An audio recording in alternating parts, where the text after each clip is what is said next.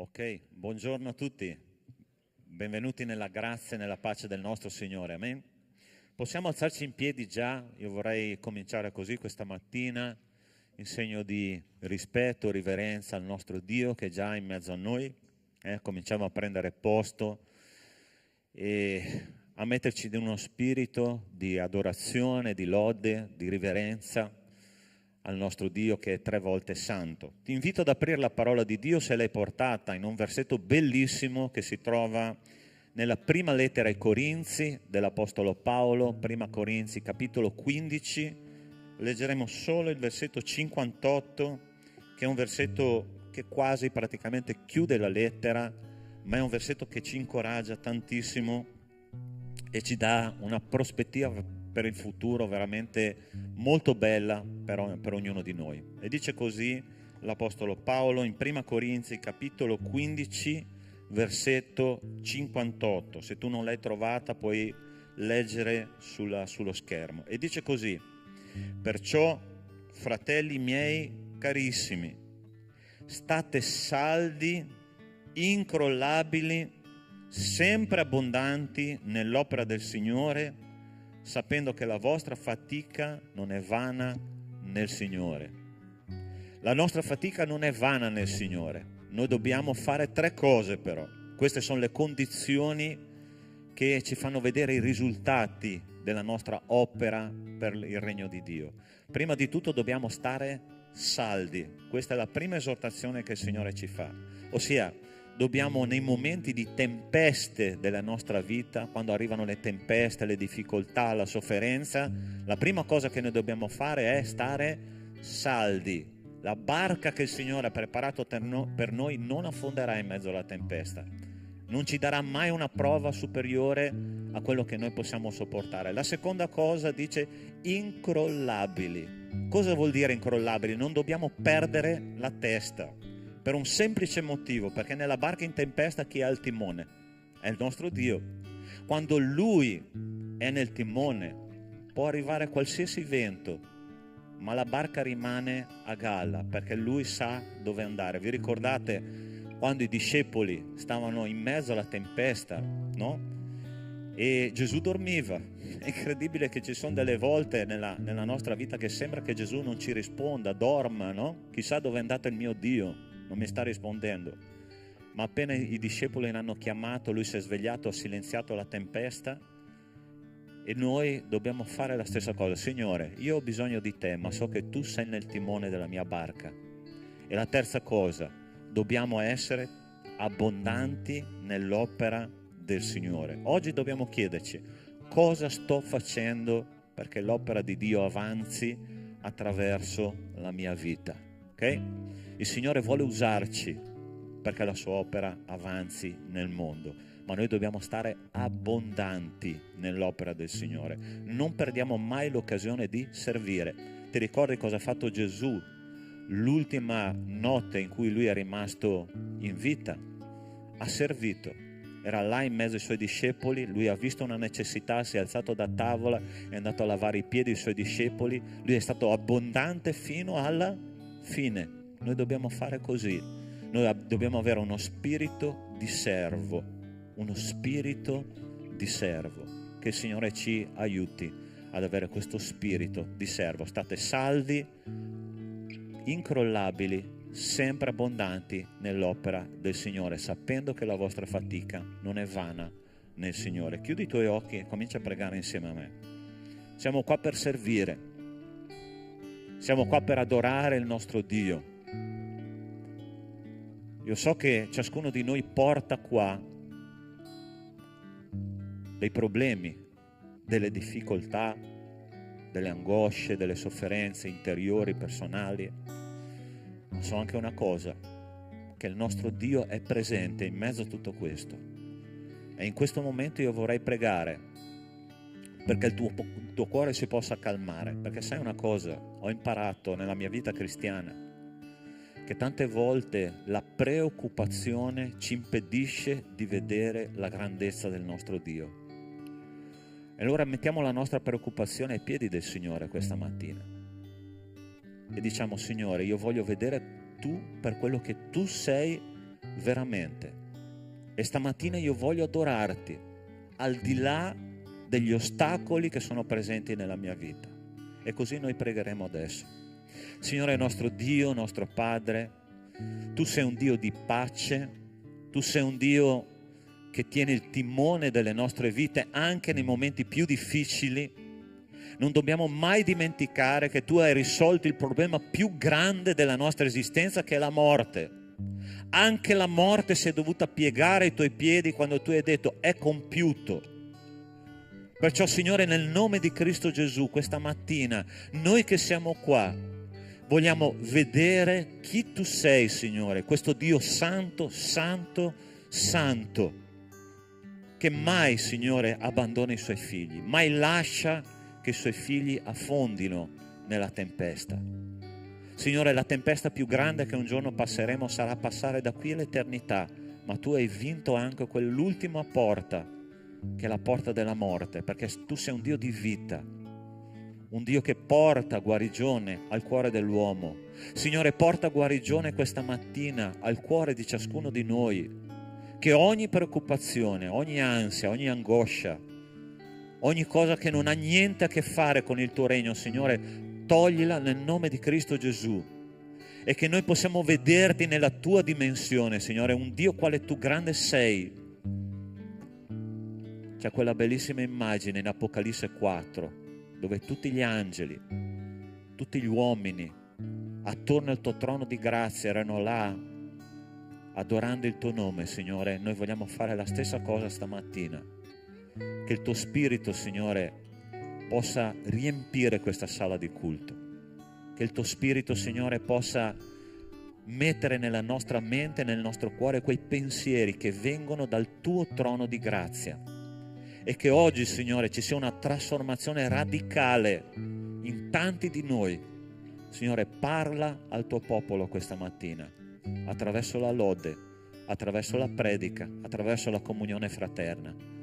E ti ringraziamo di essere qua, Signore, perché è un privilegio enorme rimanere nella tua presenza, nel nome di Cristo Gesù. Amen. Amen.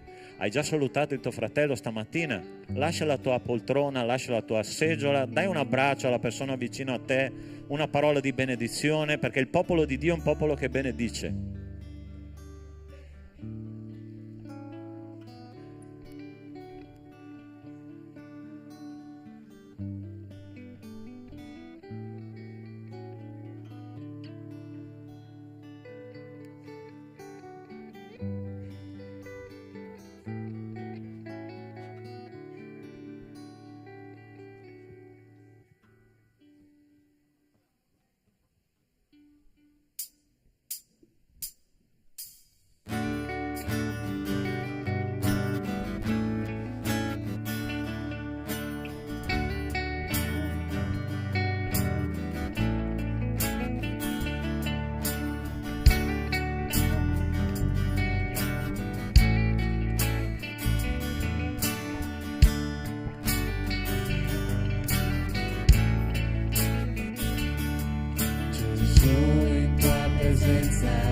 Siamo riuniti qui, il tuo viso contempliamo, arrendiamoci a te, poi condi la tua morte, ci portò la vita e donò completo accesso al cuore del Padre.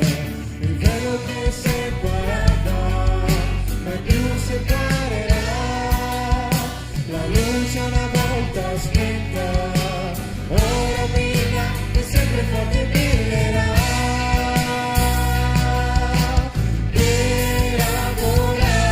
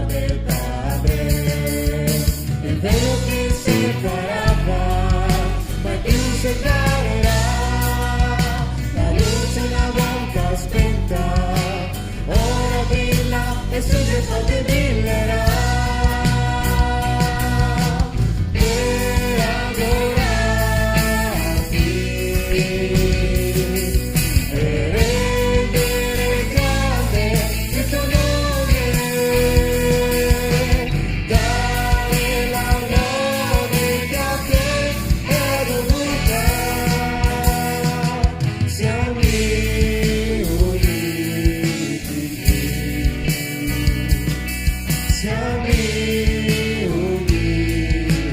qui. Il velo che separava mai più separerà, la luce una volta spenta ora brilla e sempre forte brillerà. Per adorarti e rendere grande il tuo nome, dare la lode che a te è dovuta. Siamo riuniti qui, siamo riuniti qui, siamo riuniti qui.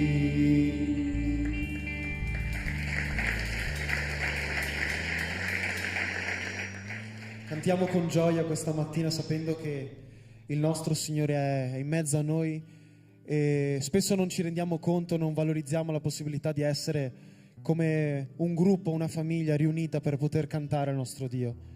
Spesso ignoriamo questa cosa e non ci rendiamo conto di quanto sia prezioso poter riunirsi a adorare il nostro Signore, poter avere la possibilità di cantare, avere la possibilità di gioire nel Signore.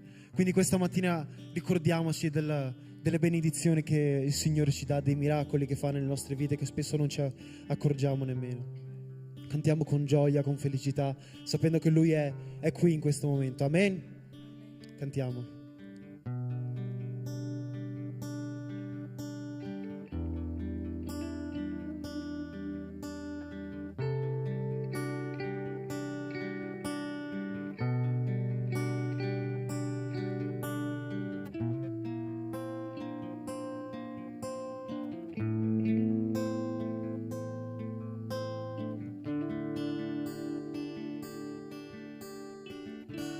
Per te sarò come un bambino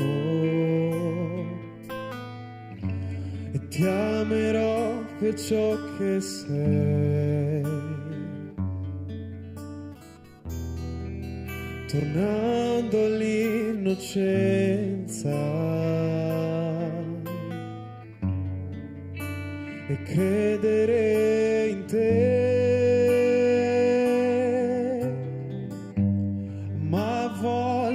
Sono portato dalla voglia di crescere e con un cuore indipendente smetto solo di credere.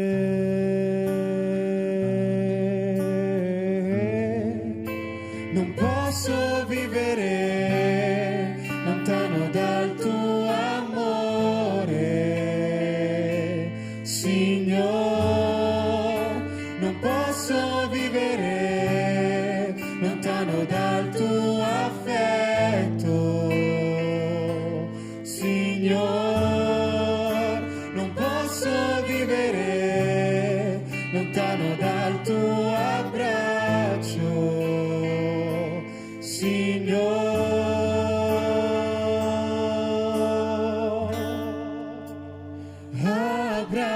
Abbracciami, abbracciami, abbracciami,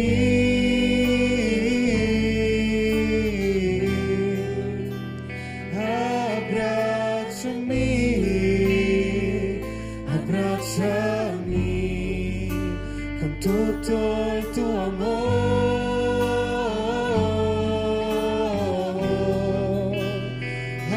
Abbracciami,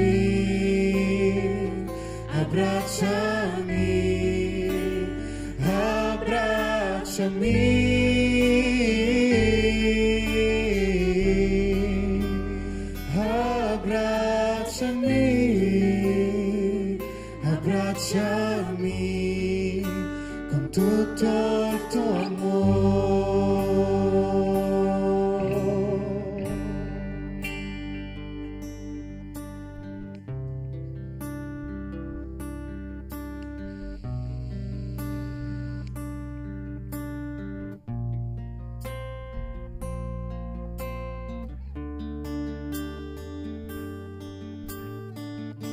Per te sarò come un bambino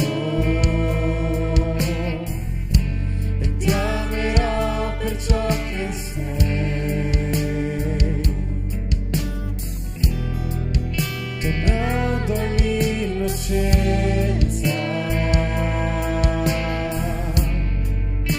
e credere in te. Ma a volte sono portato dalla voglia di crescere e con un cuore indipendente smetto solo di credere.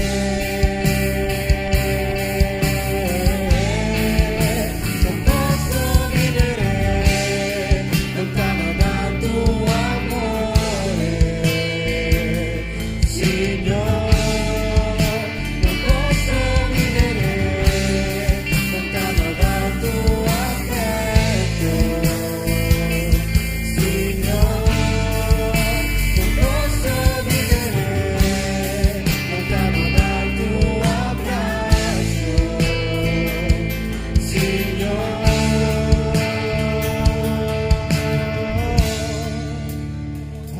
Abbracciami, abbracciami,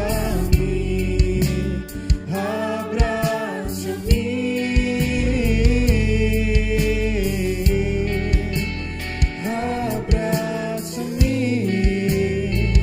abbracciami con tutto il tuo amore.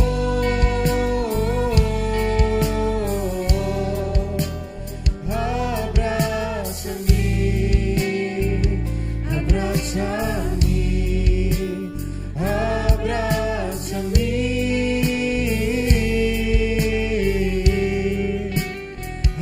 abbracciami, abbracciami con tutto il tuo amore.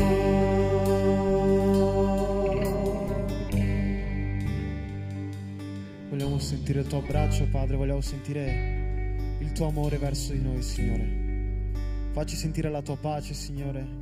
Aiutaci, sostienici, Padre, perché abbiamo bisogno di te, Signore. Siamo nulli davanti alla tua presenza, Signore. Siamo nulli davanti alla tua grandezza, Padre. Ti chiediamo, Signore, ti imploriamo che tu possa toccare i nostri cuori questa mattina, Signore, che il tuo Spirito Santo possa muovere qualcosa in noi, Signore.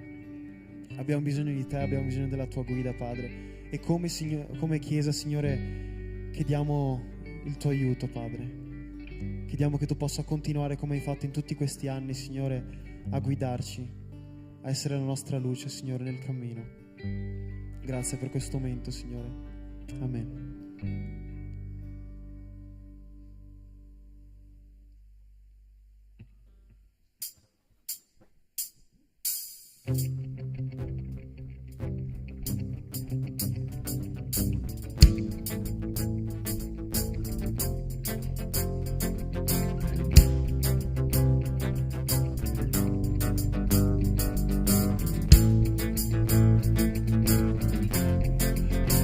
Io guardo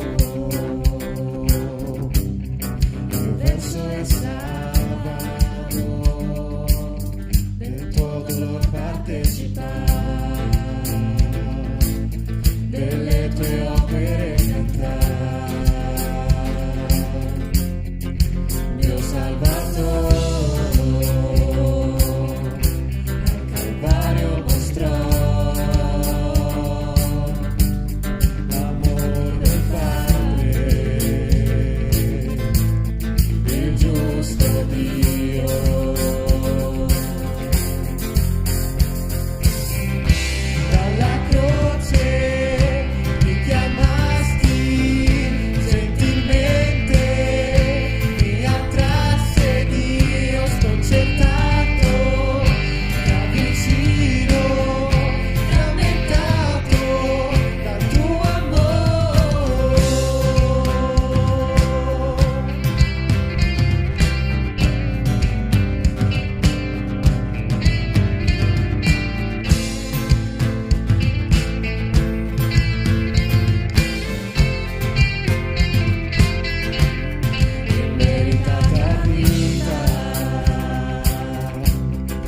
grazia riceve per la sua croce, dalla morte mi salvò e diede vita. Io ero condannato, ma adesso per la croce io fui riconciliato.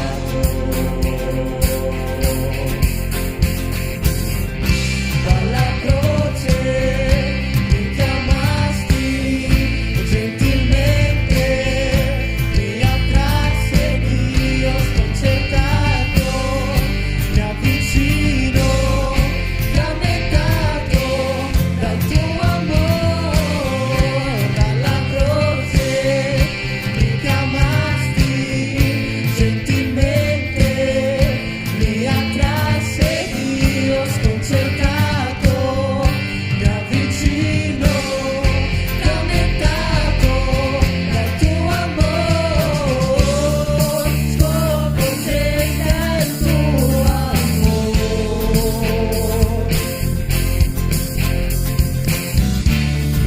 Redento fui e mi mostrò quanto è fedele. Sconvolgente è il tuo amore.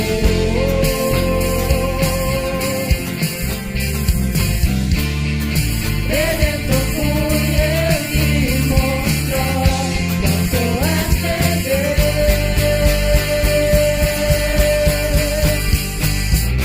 Dalla croce mi chiamasti gentilmente, mi attrasse Dio sconcertato, mi avvicino, frammentato dal tuo amore.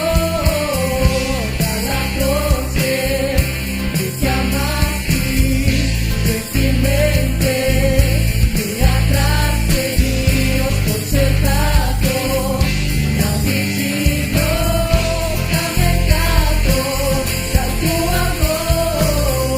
Dalla croce mi chiamasti gentilmente, mi attrasse Dio sconcertato, mi avvicino, frammentato dal tuo amore.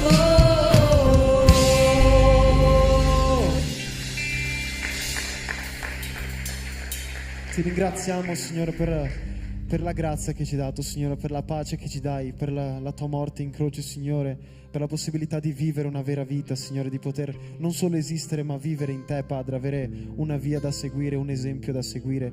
E ti chiediamo che tu possa riempirci di questo tuo spirito questa mattina, Padre, che tu possa riempirci di questo tuo fuoco che ci manca, Signore. E ti chiediamo che tu possa guidarci, Signore, darci la forza nelle difficoltà, Padre. E noi questa mattina gioiamo, Signore, nella tua presenza, Signore, nella tua grandezza, Padre. Grazie per la tua presenza questa mattina. In nome di Gesù, amen.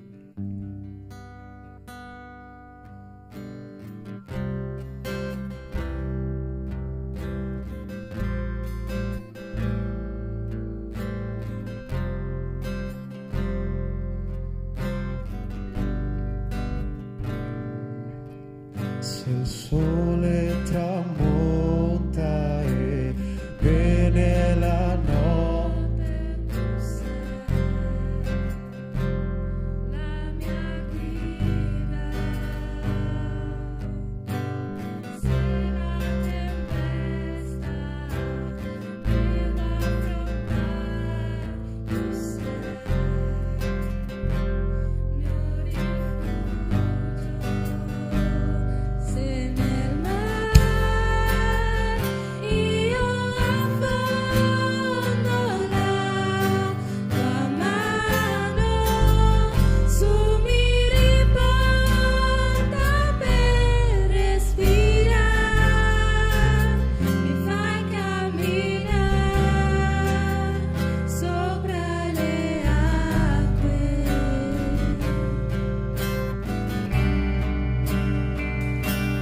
Tu sei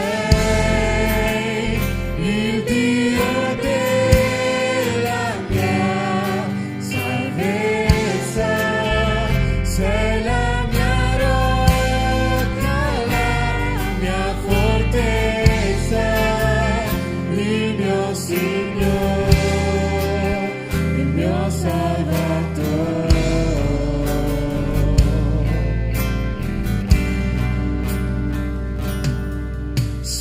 sole tramonta e viene la notte, tu sei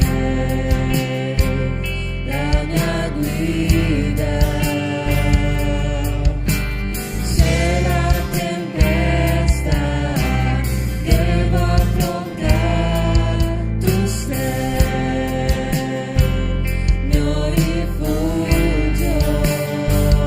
Se ne mai io affondo la tua mano, su mi riporta per respirare, mi fa camminare sopra le acque.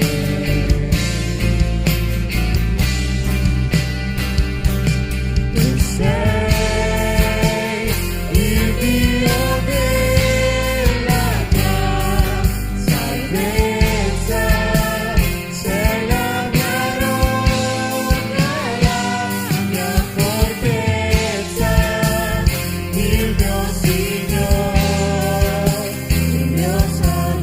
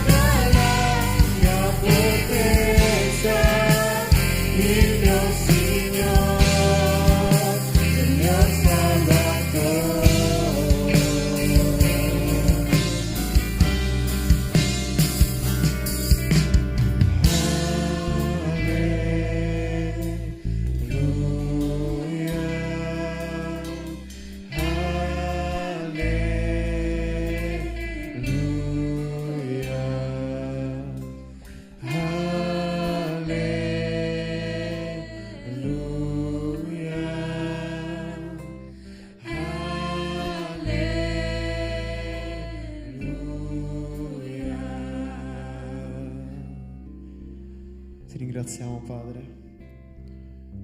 per poterti lodare questa mattina. Ti siamo grati per il tuo sostegno, per il tuo aiuto ogni giorno, Padre, per la tua misericordia, per le tue benedizioni. E ti chiediamo che tu possa sostenerci, possa aiutarci a continuare a camminare, Signore, aver coraggio di fare quel passo avanti che ci manca, Signore. Dacci la forza per combattere, Signore, perché sappiamo che senza di te non siamo niente, Padre. Senza di te siamo limitati e vediamo le difficoltà come se fossero una barriera insuperabile. Ma con te ogni cosa è possibile. Ti possiamo essere solo grati per ogni cosa, Signore. Grazie per tutto. Amen. Potete sedervi.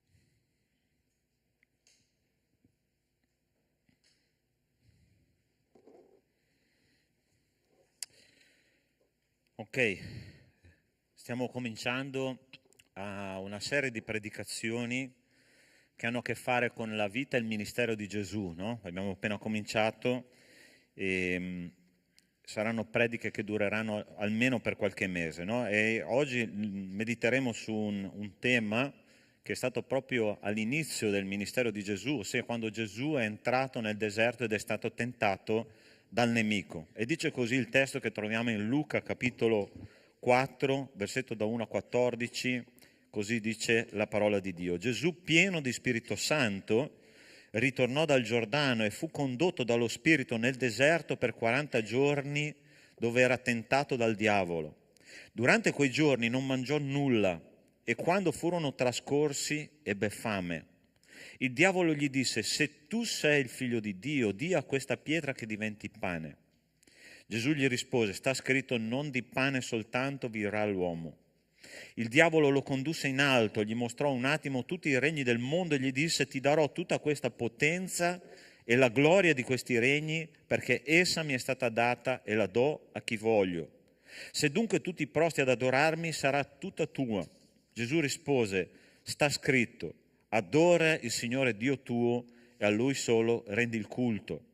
Allora lo portò a Gerusalemme e lo pose sul pinnacolo del Tempio e disse: se tu sei figlio di Dio, gettaci giù da qui, perché sta scritto, egli darà ordini ai suoi angeli a riguardo di proteggerti, e essi ti porteranno sulle mani, perché tu non urti col piede contro una pietra. Gesù gli rispose: è stato detto, non tentare il Signore Dio tuo. Allora il diavolo, dopo aver finito ogni tentazione, si allontanò da lui fino a un momento determinato. Gesù, nella potenza dello Spirito Santo, se ne tornò in Galilea e la sua fama si sparse per tutta la regione. Qualcuno ha detto che il diavolo tenta chi è pericoloso per distruggere la sua opera. Se il diavolo non tenta, vuol dire che lui ha considerato che noi non siamo pericolosi per il suo regno. Ma è interessante che noi vedremo oggi che la tentazione e l'opera del nemico nella vita di un cristiano non è una cosa che avviene a caso, non è frutto del caso, ma è frutto di un progetto ben preciso che Dio stesso ha nella nostra vita. E noi considereremo tutto questo oggi. Ti chiedo di chiudere i tuoi occhi in questo momento e preghiamo che il Signore possa parlare ai nostri cuori questa mattina. Signore nostro Dio, in questo momento io ti chiedo che tu possa parlare al tuo popolo. Signore, interpreta questo testo alla necessità di ciascuno di noi. È nelle tue mani, Signore, questo momento. Abbiamo lodato, abbiamo adorato, abbiamo parlato a te, Signore, abbiamo portato la nostra voce al tuo trono, ma adesso, Signore, dal tuo trono è di ritorno, Signore, una parola per il tuo popolo. Questa parola, Signore, è vita pura, è seme, e noi, Signore, dobbiamo accogliere questo seme. Ti chiedo, Signore, che questa mattina ci sia qui terreno buono, al 30, al 60 e al 100 per uno, affinché possiamo ritenere, Signore, quello che tu ci dirai, possiamo, Signore, farlo fruttare e che, Signore, possiamo veramente cambiare noi stessi, il nostro carattere, affinché la tua gloria sia manifestata nelle nostre vite, nelle nostre famiglie, nella nostra Chiesa. Te lo chiedo nel nome di Cristo Gesù. Amen. Gesù era appena stato battezzato da Giovanni Battista. Per quello io tutte le volte che noi battezziamo qualcuno, no? In genere facciamo 1 o 2 servizi ogni anno, la prima cosa, forse li spavento anche un po' come parola pastorale, no? Attento, perché dopo il battesimo arrivano le tentazioni. È così che funziona, perché ogni cristiano va testato e contestato, ossia il nemico nel mondo spirituale delle tenebre dice: ok, lui sta dichiarando al mondo che sono cristiani, che sono veramente figli di Dio. Adesso vediamo se è veramente così. E la cosa sconvolgente è che nel cielo, sul trono di Dio, il Signore dice: ok, io ti do l'autorizzazione di andare da quel mio figlio e cominciare a tentarlo e vedere se veramente quello che dice è verità.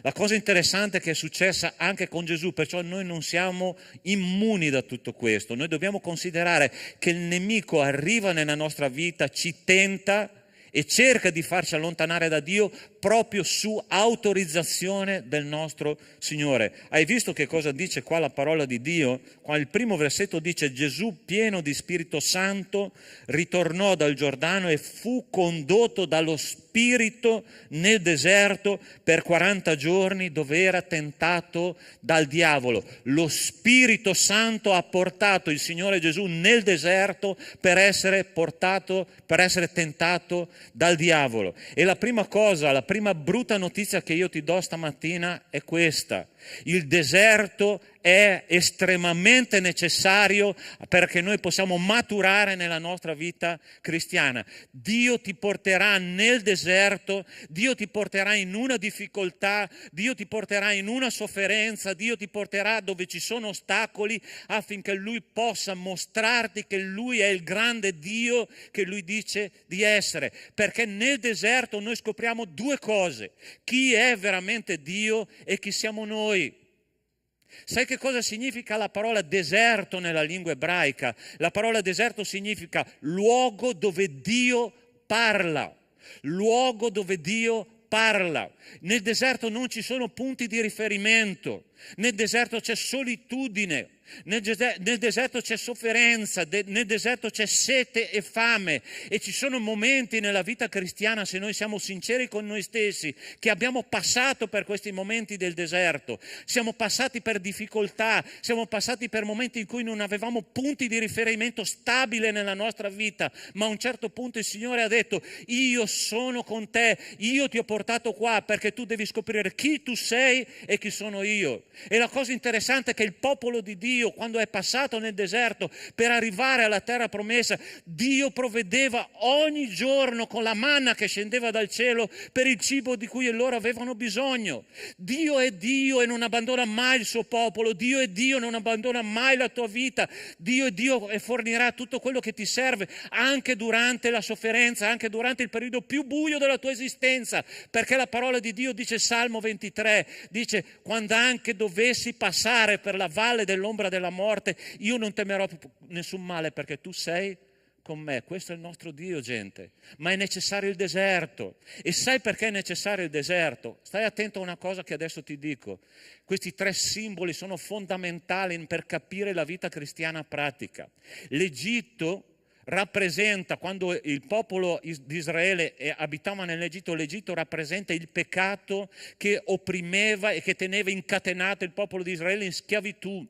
Il cammino nel deserto è il cammino e la lotta di ogni cristiano per arrivare alla terra promessa, ossia noi dobbiamo maturare attraverso un lungo cammino nel deserto, e Dio permette problemi nella nostra vita affinché noi possiamo passare per il deserto e maturare veramente, sapere chi Dio è e chi siamo noi. Ma quando noi arriviamo alla terra promessa, una terra dove scorre il latte e il miele, quella è la vita cristiana matura. È lì che noi non ci toccano più le situazioni della vita. Sai perché? Perché abbiamo capito chi è il nostro Dio e chi siamo noi. Sai perché Dio ci fa passare per il deserto? Perché noi impariamo a dipendere totalmente da Lui. Quando noi non abbiamo più punti di riferimento, noi non possiamo fare altro che alzare gli occhi e dire: Signore, adesso ho veramente bisogno di Te.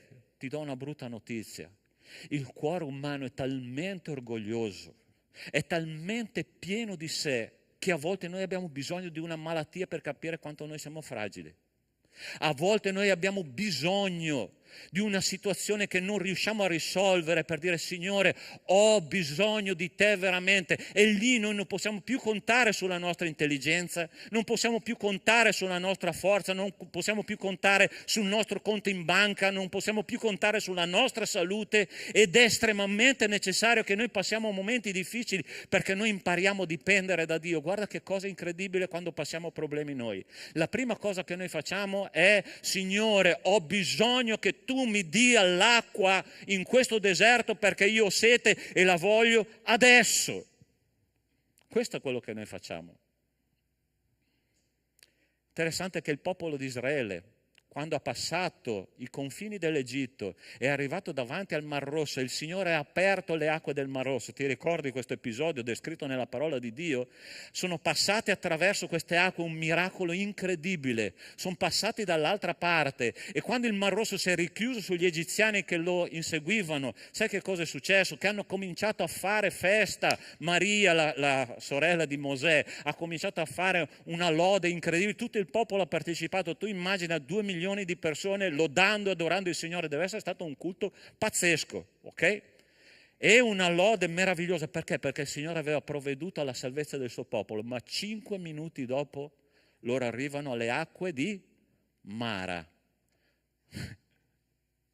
Signore, abbiamo sete, c'è lì l'acqua, ma noi non possiamo bere. Ah, quanto abbiamo bevuto in Egitto, quanti buoni meloni e angurie c'erano in Egitto che ci toglievano la sete, volevano già tornare indietro, gente così che noi facciamo.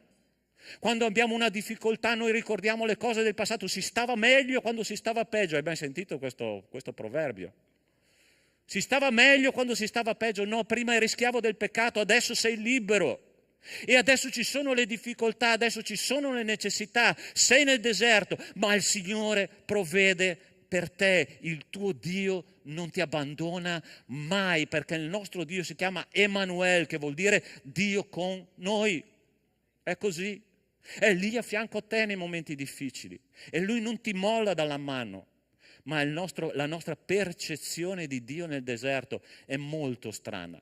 Cari miei, quindi io ti lascio questo primo punto che è questo.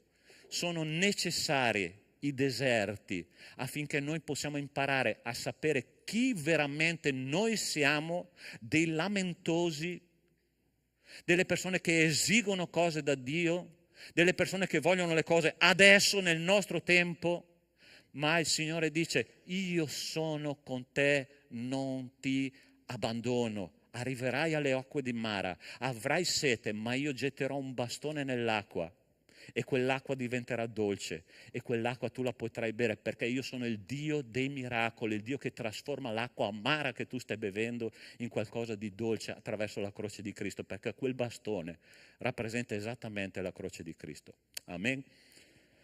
Primo punto, lo scenario della tentazione è il deserto. Il deserto è necessario perché noi possiamo imparare a dipendere da Dio. Guarda che cosa Dio ha detto al suo popolo in questi 2 versetti di Deuteronomio. Dice: ricordati di tutto il cammino che il Signore, il tuo Dio, ti ha fatto fare in questi 40 anni nel deserto, per umiliarti, per metterti alla prova, per sapere quello che avevi nel cuore e se tu avessi osservato o no i suoi comandamenti. Il secondo dice: io vi ho condotti 40 anni nel deserto, le vostre vesti non si sono logorate addosso, né i vostri calzari vi si sono logorati ai piedi. Caro mio, se tu stai passando un momento difficile della tua vita, Dio non permetterà che tu vada al di là delle tue forze. Lui sarà lì che a prenderti per mano e a portarti nella maturità cristiana attraverso la sua opera, ma tu devi fidarti di Lui. Tu devi fidarti di Lui. La seconda cosa che voglio lasciarti questa mattina è la natura della tentazione. Allora sta attento. Gesù è stato tentato in aree della propria vita che era assolutamente lecito che lui soddisfasse. Ossia, Dio ha messo dentro in ciascuno di noi come cristiani, ok, dei desideri e delle necessità assolutamente lecite. Allora sta attento, guarda la furbizia del diavolo.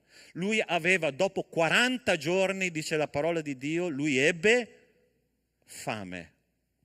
Allora, generalmente noi, in tutte le volte che noi partiamo per un campeggio con i nostri ragazzi, no?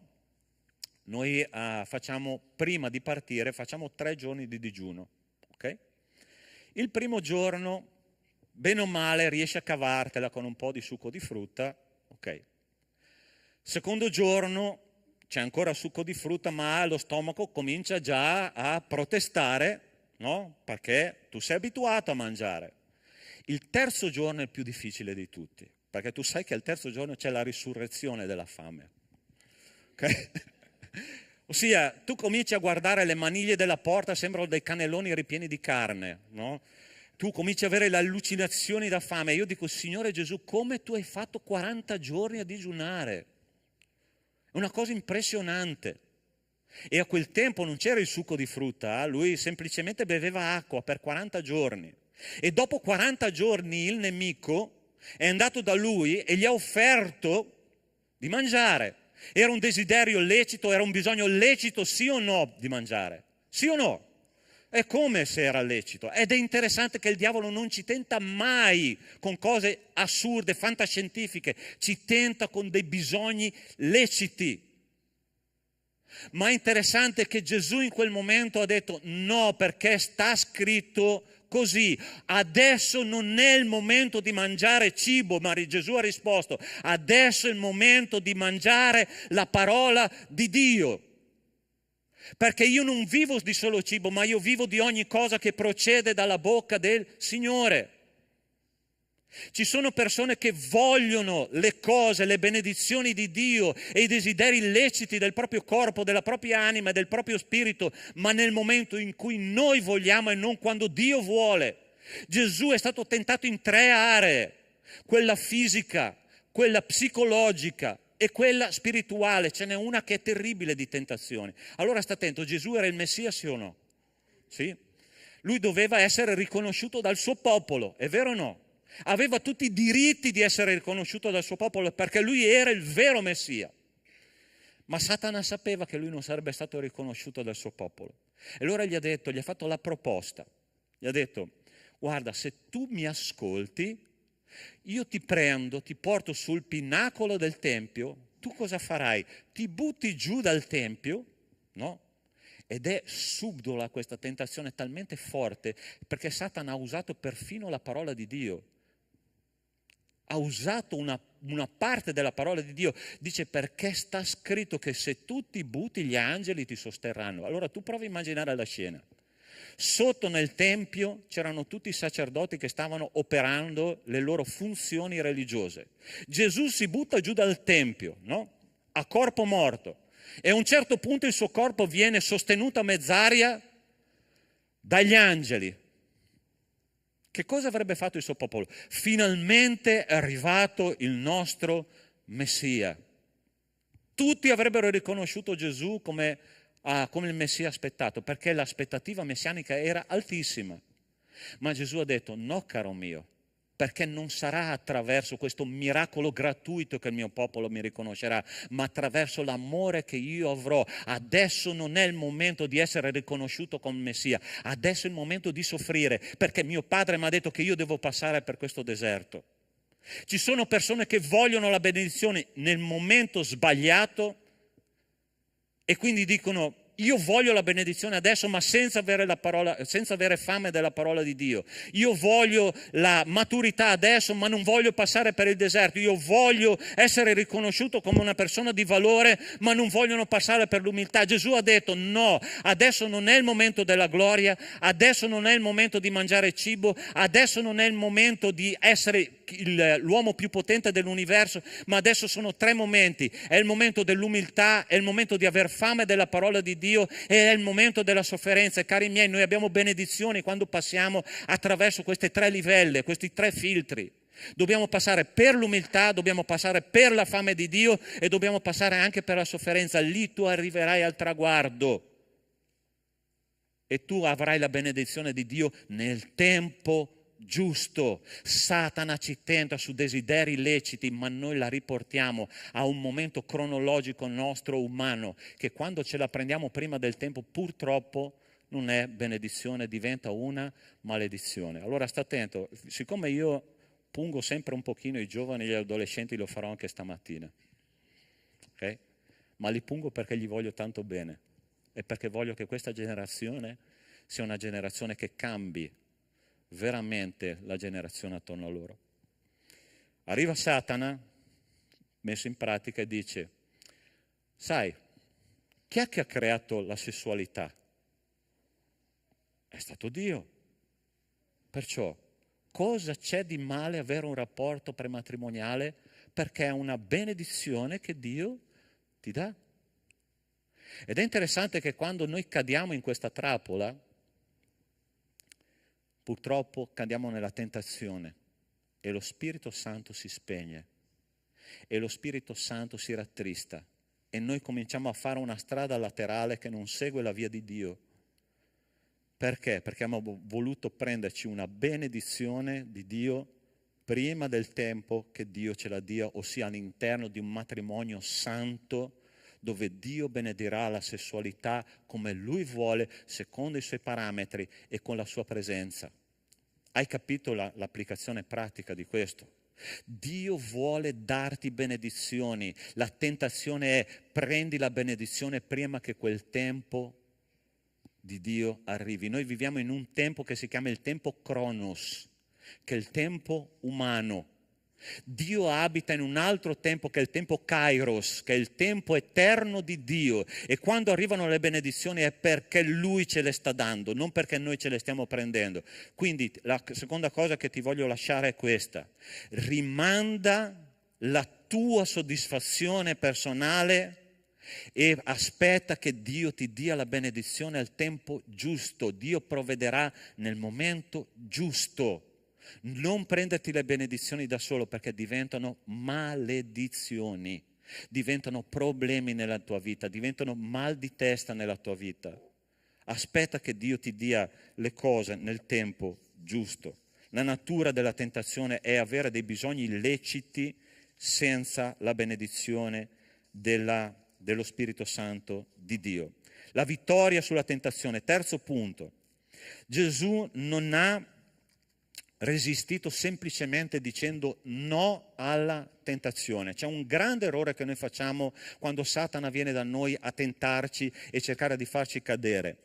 Noi a volte insistiamo dicendo no a Satana, ma dire no a Satana non è assolutamente sufficiente per vincere quello che Satana ci sta proponendo. Satana crea la grande illusione di una benedizione attraverso una tentazione e noi a volte cadiamo perché semplicemente diciamo no, no, no, no. Alla fine noi cosa facciamo? Diciamo sì, ok, perché la proposta è molto buona. Allora, non so se tu sai, Satana non agisce all'improvviso. Satana, dice la parola di Dio, gira attorno a ciascuno di noi come un leone ruggente, dice. Allora sta attento, una volta questa immagine l'ha spiegata un pastore africano, no? Che loro hanno dimestichezza con i leoni, sanno come fanno le loro tecniche di caccia. Sai che cosa fanno i leoni? Molto interessante, no? Loro cacciano generalmente, per la maggior parte, dei piccoli animali nel deserto. Okay? Che cosa loro fanno? Questi animali si nascondono nelle tane sottoterra. Questi leoni cominciano a ruggire attorno a queste tane, no? Prima a ovest, poi a est, poi a nord, poi a sud. Girano e continuano a ruggire. Il ruggito del leone è una cosa, spiegava questo pastore, che si sente a miglia e miglia di distanza, e quando esce questo ruggito la terra vibra, ok? Proprio c'è una vibrazione della terra. In queste tane, questi animaletti piccoli che sentono la vibrazione fuggono fuori, perché pensano che il leone sia già dentro nella tana, escono fuori e il leone è lì pronto a fare... È così che funziona con Satana. Lui comincia a girare attorno a noi attraverso una tentazione giorno dopo giorno, ora dopo ora, e lui continua a parlare alla nostra mente, al nostro cuore. Interessante che Satana, ti sei mai chiesto com'è fatto Satana? Secondo te Satana è quello che viene rappresentato in certi quadri, in certe figure, con il forcone, la coda a punta, le corna? Che da lì è una roba pazzesca, no? Come viene rappresentato. Il male impersonato. Satana era il cherubino più bello e più saggio che Dio ha creato. E lui creerà la grande illusione che tutto quello che lui ti propone sarà la cosa più bella e più meravigliosa del mondo. E lui usa 5D per tentarci. Chi è che si ricorda che ha studiato con me teologia sistematica? Se non vi ricordate vi do 5, ok? Lui usa 5D. Il primo è il dialogo, il secondo è il dubbio, la terza è la distorsione, la quarta è il desiderio e la quinta è la disobbedienza. Con queste 5 con questi 5 passi lui riesce a farti cadere nella tentazione. La prima cosa che lui fa, viene da te e ti dice: ma veramente Dio ha detto in questo modo? Lui comincia a dialogare con ciascuno di noi. Secondo te è proficuo entrare in un dialogo con Satana? Se tu entri in un dialogo con Satana, tu hai perso, perché lui è lo psicologo più furbo dell'universo dopo Gesù. E lui ha una pratica enorme con la nostra psicologia. E noi non possiamo entrare in un dialogo con lui perché sicuramente perdiamo. Ma la seconda cosa che lui fa è mettere in dubbio quello che Dio dice. Ma Dio ha veramente detto questo? Interessante che la parola di Dio, da quello che io capisco dalle scritture, è molto radicale. Sì o no? Gesù è radicale, sì o no? Se qualcuno vuole venire dietro a me, prenda la sua croce e mi segua. È radicale, sì o no, questo messaggio? Chi avrà lasciato padre, madre, figli guadagnerà la vita eterna e prenderà 100 volte tanto. Radicale, sì o no? Ama i tuoi nemici, è radicale, sì o no? Sì o no? Posso, sì, Signore, posso metterle nello scaffale, posso amare piccolino, posso amare 10. Perdona 70 volte 7 il tuo nemico. Chi ti viene a chiedere perdono? È radicale, sì o no? Ma che cosa fa Satana? È così, ma non è proprio così. Sarà che Dio ha detto veramente così? La parola di Dio è radicale e lui mette il dubbio sulla parola di Dio. Quando tu leggi la parola di Dio, la parola di Dio rimane nel tuo cuore oppure fugge via? Te la dimentichi? Fa parte della tua vita o no? Perché il Salmo 119 dice: ho rimesso la tua parola nel mio cuore per non peccare contro di te. Nel mio cuore, il messaggio più radicale della parola di Dio. Se tu metti la parola di Dio nel tuo cuore, allora qualcosa di buono succederà. Tu riuscirai a resistere alle opere del nemico e alla tentazione del nemico. E la terza D è la distorsione della parola di Dio. Satana distorce quello che tu hai imparato, gira tutto in modo che tu cominci a pensare in modo diverso. Sapete che cos'è un bipensiero? Chi è che conosce il significato della parola bipensiero?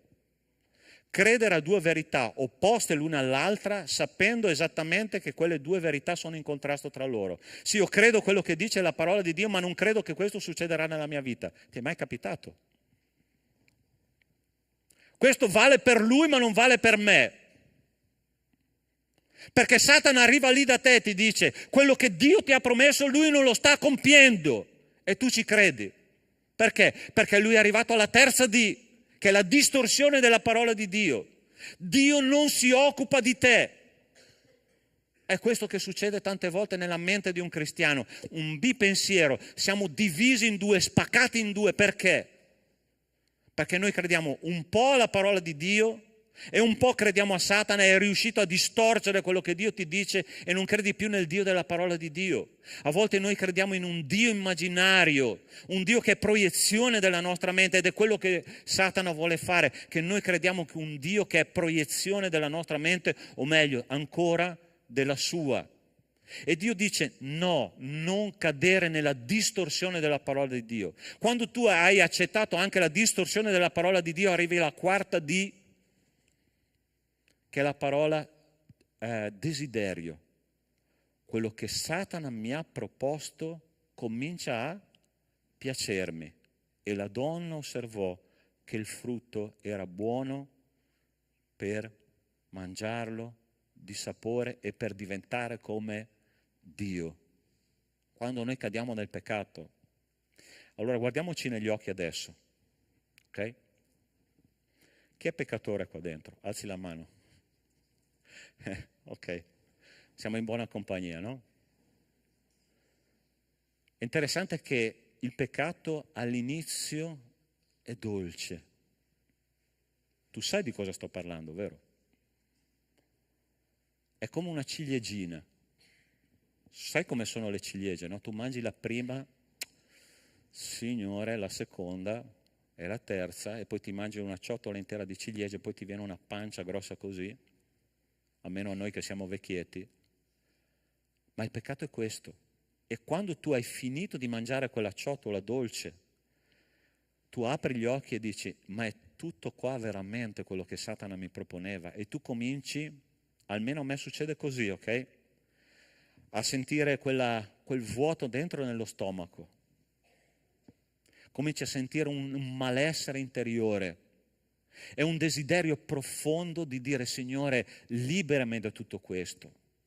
E il Signore viene e dice, ok, io ti libero, ma tu hai mangiato una scatola di ciliegie. Alla prossima volta prendi le ciliegie e rincollale sull'albero e non mangiarle perché sono pericolose. E quando noi arriviamo alla quinta D, la disobbedienza, purtroppo ragazzi ci accorgiamo di essere nudi davanti a Dio. E Dio nella sua misericordia prende quei vestiti e dice vestiti con la mia grazia, vestiti con la mia santità, vestiti con il mio amore perché tu sei nudo. E noi ci rendiamo conto di essere nudi perché siamo caduti nella trappola del nemico. Che cosa Gesù ha fatto per non cadere nella trappola del nemico? Ha detto 3 volte, sta scritto, sta scritto, sta scritto. Non basta dire no a Satana, ma io devo pronunciare, enunciare la parola del Signore così com'è, perché è quella che ci dà potere. Io sono una persona che osserva molto le cose, no? Specialmente quando arrivo in chiesa. Adesso comincerò a terrorizzarvi, ok? La prima cosa che io osservo è chi ha la Bibbia e chi no. Quelli che hanno la Bibbia, io osservo una cosa interessante. Adesso qua c'ho solo i fogli della mia predica, ma io ho lì la Bibbia, no? La prima cosa che io guardo è, hai mai guardato la Bibbia così in verticale, la parte quella delle pagine così chiuse, no? Io guardo se c'è la striscia nera soltanto nel mezzo della Bibbia, allora io identifico quella persona come un lettore di salmi. Quelli che sono sentimentali, che gli piacciono i salmi. Ah, Signore, come sei buono. Ah, Signore, che bello alzarmi tutte le mattine nella tua presenza. Dopo sono quelli che piangono nei culti e che non cambia mai niente. Ci sono quelli che hanno la parte nera, quella più sviluppata, è quella dell'Antico Testamento, no? Quelli lì sono pericolosi perché sono i legalisti, no? Quelli che cercano le regole nella comunità cristiana. E ci sono quelli, grazie a Dio, ce ne sono diverse categorie, ok? Non sto qua a dirvele tutte. Ma ci sono quelli che hanno la Bibbia semidistrutta, che dico, quello è uno o una che cerca veramente il Signore ogni giorno, che non si accontenta di sentir dire qualcosa di Dio, ma lo vuole conoscere personalmente. E sono quelli che quando arriva Satana tirano fuori il kit di pronto soccorso, tirano fuori le armi e dicono vattene via da me perché sta scritto così. E Satana scappa sì, perché lui ha paura della parola di Dio, non ha paura della mia e della tua faccia, ha paura di quello che c'è dentro di te. E se la parola di Dio è nel tuo cuore, tira fuori quella parola di Dio. E quando arriva il nemico, il più potente nemico del cristiano, tira fuori la parola di Dio e di va via da me perché sta scritto così e tu non puoi resistere alla mia presenza perché il Signore ha già vinto su di te. Tu ti senti così come cristiano? Facciamo un test adesso. Chi ha ripreso Satana nell'ultima settimana citando la parola di Dio ad alta voce? Alzi la mano in questo momento. Ok? 2, 3. Ho fatto anche nelle altre chiese questo test, ok? Allora sta attento. La mia considerazione è questa. O Satana è andato in vacanza in Giamaica, oppure il popolo di Dio si sta addormentando nel mondo spirituale. Quale delle due opzioni tu pensi sia quella giusta? Perché io so una cosa, fratelli e sorelle. che ogni giorno il nemico cerca di distruggere la nostra vita. Ogni giorno santo su questa terra, lui entra nella tua vita, entra nella tua famiglia, cerca di distruggere le relazioni umane e noi dobbiamo avere la spada della parola di Dio in mano e dire vattene via da qua nel nome di Cristo Gesù perché sta scritto. O tu sarai un cristiano veramente inefficace o tu sarai un cristiano combattente. Secondo te un soldato può permettersi di dondolarsi sull'amaca, sulla spiaggia, senza le scarpe, con le infradito? Non possiamo fare così, perché la parola di Dio dice vegliate, vegliate. Prendete la parola di Dio sul serio. Cristo ha vinto Satana perché aveva la parola di Dio nelle proprie mani. Quando Satana, voglio darti un kit di pronto soccorso spirituale, ok? Chi è che ha la biro lì? Vorrei che tu te lo segnassi questo, per favore.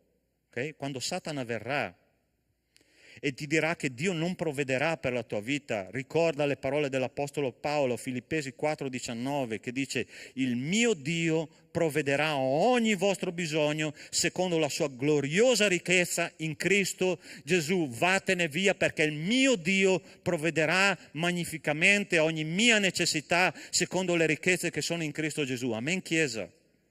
Quando Dio permetterà che Satana entri nella tua vita e Satana ti dirà che tu sei una persona che non sei per nulla preziosa, anzi sei una persona che non ha nessun valore, ricordati quello che dice Isaia 43,4, perché tu sei prezioso ai miei occhi, sei stimato e io ti amo, io do degli uomini al tuo posto e dei popoli in cambio della tua vita. Amen, Chiesa. Quando lui verrà e ti dirà questa volta Dio non ti perdonerà, sai che cosa tu devi dire? Anche se i vostri peccati fossero come lo scarlatto, diventeranno bianchi come la neve, anche se fossero rossi come porpora, diventeranno come la lana. Isaia 1,18. Amen, Chiesa. È così che noi dobbiamo rispondere al nemico. No, perché il mio Dio mi perdonerà. No, sta scritto così. E Dio ti darà la vittoria sulla tentazione. Dio ti darà la vittoria sul tuo nemico eterno, perché il nemico è stato già vinto sulla croce. L'ultima parola, quando Gesù ha detto è compiuta, la vittoria è stata definitiva. Voglio solo sottolinearti l'ultima cosa in questo messaggio biblico, ok? Che si trova nel testo iniziale che abbiamo letto. Qua dice che Gesù, pieno dello Spirito Santo, ritornò dal Giordano e fu condotto dallo Spirito nel deserto per 40 giorni dove era tentato dal diavolo. Come è partito Gesù? È partito pieno di Spirito Santo. Come Gesù è tornato? Gesù nella potenza dello Spirito se ne tornò in Galilea. Tu vuoi sperimentare la potenza di Dio nella tua vita? Resisti alla tentazione. Ricordati, primo punto, il deserto è assolutamente necessario per conoscere chi Dio è e chi tu sei. Secondo punto, è importante che noi prendiamo le benedizioni nel tempo di Dio, i tuoi bisogni illeciti sono nell'agenda di Dio, quando Lui ti dirà adesso è il tempo, allora arriveranno benedizioni che rimarranno per sempre. Non cercare di prendertele prima del tempo. Terzo punto, posso vincere la tentazione proclamando la santa, potente parola di Dio. Quando tu passi per questo deserto, prima o poi arriverai alla terra promessa e da pieno di Spirito Santo, se tu sei pieno di Spirito Santo, passerai al livello superiore, come si fa nei giochi elettronici, che sarà nella potenza dello Spirito Santo, e qualcosa di straordinario succederà nella mia e nella tua vita. Amen, Chiesa. Hai capito la parola di Dio questa mattina? Possiamo pregare insieme? Io voglio pregare per te questa mattina. Se tu stai subendo gli attacchi del nemico, la tentazione del nemico, l'opera del nemico, sai che cosa tu devi cominciare a fare? Devi cominciare a dire: Signore, io ti ringrazio perché è un'occasione di mostrarmi chi tu sei È un'occasione di scoprire quello che mi manca per essere un figlio di Dio completamente consacrato alla tua opera. Forse sei caduto fino ad oggi in un inganno diabolico che ha distorto la parola di Dio, ha distorto la tua percezione di chi Dio è. Ricorda, se anche i tuoi peccati fossero rossi, diventeranno bianchi come la neve. Se anche tu avessi fatto il crimine più terribile di questa terra, la parola di Dio dice che noi ritorneremo nello stato originale e Cristo ci darà una pace profonda, perché Lui ha potere sulle opere del nemico. E io voglio pregare insieme a te. E se tu stai sentendo che la parola di Dio è stata per te questa mattina, e stai dicendo, pastore, veramente Dio mi ha parlato, io ti invito a fare una cosa. Prima di tutto ad alzarti lì dove tu sei, perché io voglio pregare per te. Dio ti benedica, Dio ti benedica. Guarda quanti giovani stanno rispondendo. Amen, gloria a Dio. Io voglio pregare per la tua vita e voglio dirti una cosa: da oggi in poi il Signore ti farà sperimentare la potenza dello Spirito Santo, perché quando tu ti svuoti di te stesso, Dio ha la possibilità di riempirti, ma prima bisogna svuotarsi. E io ti chiedo di fare un passo di fede questa mattina. Ti invito a venire qua davanti e voglio pregare insieme a te, ok? Lascia il tuo posto e con coraggio, pastore, io ho vergogna, fatti accompagnare da qualcuno, fatti prendere per mano.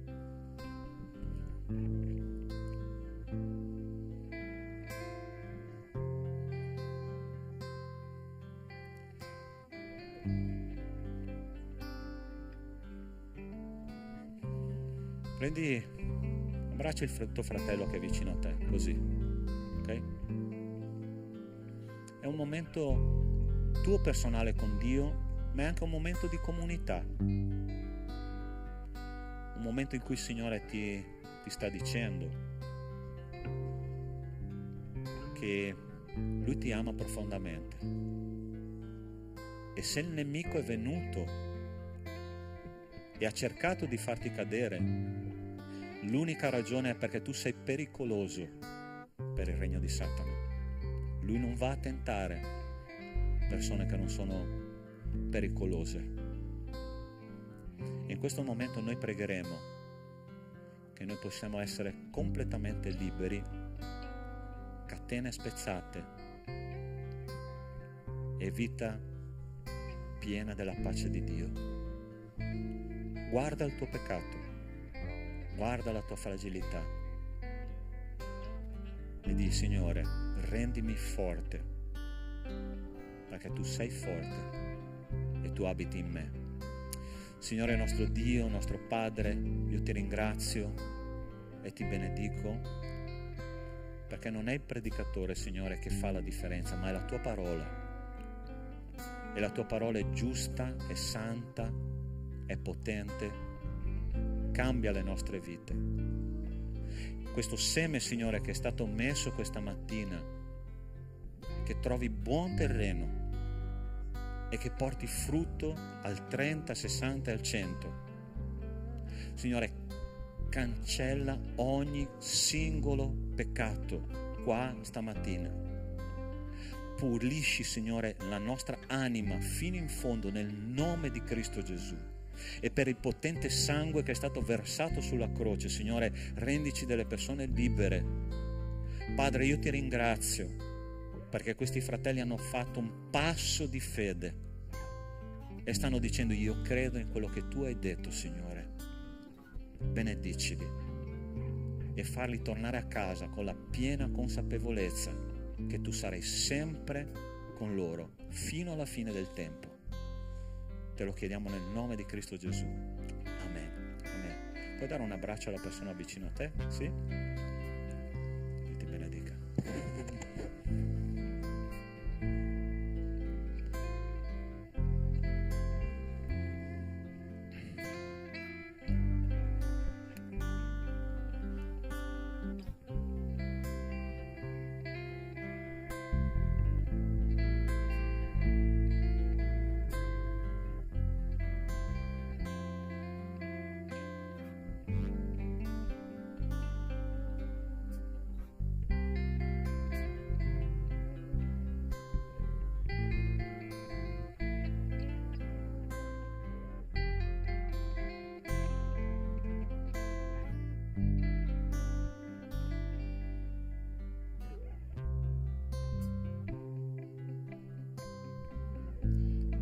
chiedo in questo momento di alzarvi in piedi, così possiamo cantare la nostra ultima musica.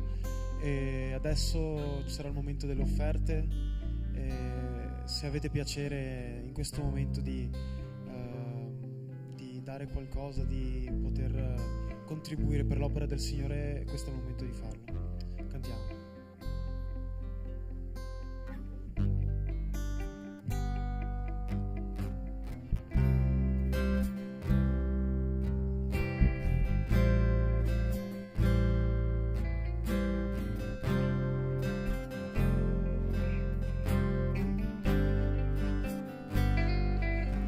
Se il sole tramonta e viene la notte, tu sei la mia guida. Se la tempesta devo affrontare, tu sei mio rifugio. Se nel mare io affondo, la tua mano su mi riporta per respirare, mi fa camminare sopra le acque.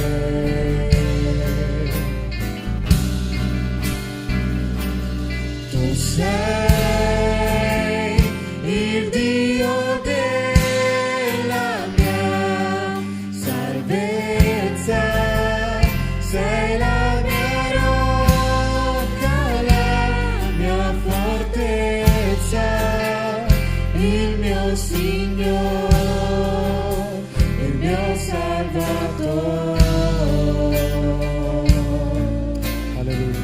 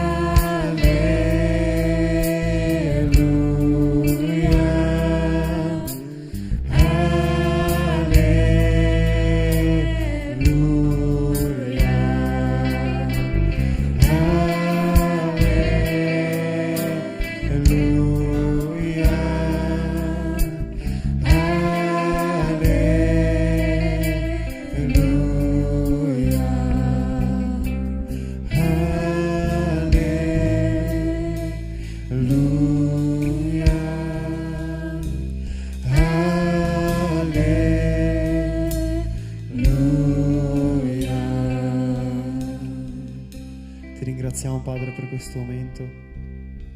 Ti ringraziamo perché ci benedici ogni giorno, Signore. Ci dai tutte quelle cose di cui abbiamo bisogno, Signore, che spesso nemmeno ci pensiamo. E ti ringrazio, Padre, per sostenerci ogni giorno, Padre, per proteggerci dal maligno, Padre.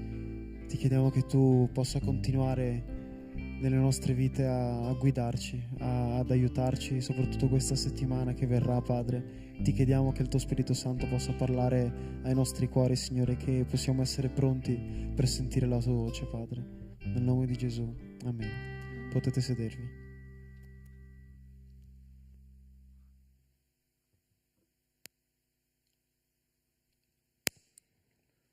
Ok, possiamo mettere i nostri annunci, vi rubo ancora 2 minuti.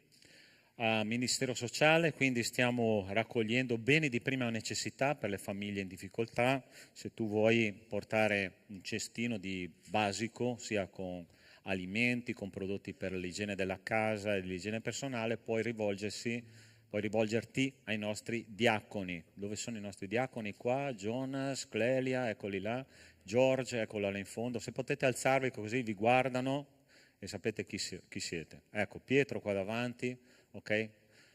Bene, secondo annuncio.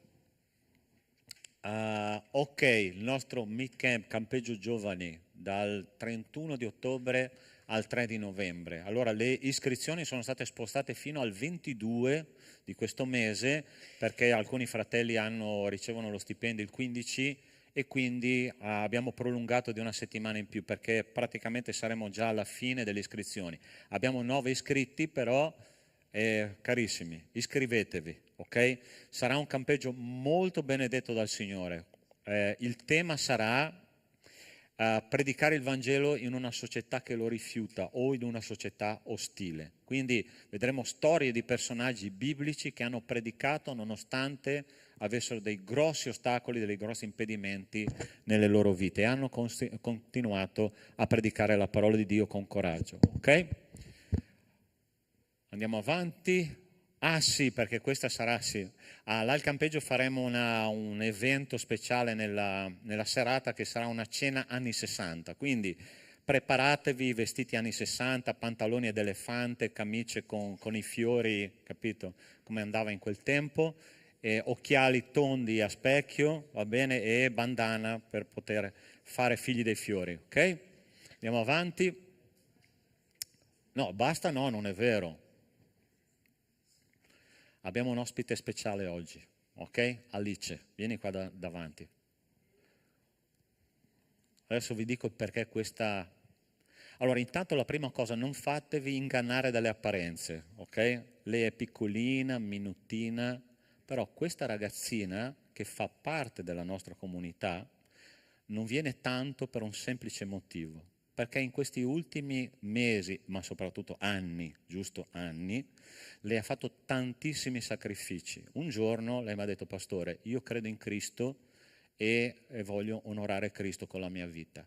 Lei è la medaglia di bronzo ai campionati mondiali di pattinaggio artistico, ok? Quindi è qui, è questa ragazzina qua, minutina, piccolina. Quindi medaglia di bronzo ai campionati mondiali. Per arrivare a quel livello, ovviamente voi immaginate quanti sacrifici, quanto allenamento, in giro per il mondo, a volte insonne, no? Ansiosa per la gara, no? Ma questa volta ce l'abbiamo fatta. E lei è una testimone di Cristo in quell'ambiente sportivo che non è un ambiente semplice, ok? Quindi la prima cosa che vi chiediamo, invece di dire: Alice, ma non ti vediamo mai nella chiesa, ovvio, perché lei è una testimone fuori, cose che tante volte noi non facciamo, ok? Quindi preghiamo per Alice e chiediamo che la sua vita sia usata dal Signore per testimoniare la grazia di Dio nell'ambiente sportivo, ok? Possiamo pregare per lei, dopo chiudiamo il nostro culto, va bene? Alziamoci in piedi e ringraziamo Dio per tutto quello che Lui ha fatto per noi fino ad oggi e quello che farà in futuro. Signore nostro Dio, nostro Padre, ti ringrazio per la vita di Alice. Signore, questa ragazza che sta facendo tanti sacrifici, Signore, non per una semplice medaglia che un giorno prenderà polvere, ma perché, Signore, lei vuole testimoniare chi tu sei. Ti chiedo di usarla con potenza, con grazia, per la tua gloria, Signore. E in qualunque posto dove lei andrà, ti chiedo che lei possa brillare della tua luce. E adesso, Signore, ti ringraziamo per quello che abbiamo vissuto stamattina in questo culto. Grazie di essere stato in mezzo al tuo popolo. E adesso che torneremo alle nostre case, ti chiedo che l'amore di Dio nostro Padre, la grazia salvatrice di Cristo e le consolazioni dello Spirito di Dio con noi siano e con tutto il popolo di Dio su tutta la terra, da oggi e per sempre. Amen. Dio vi benedica, buona settimana.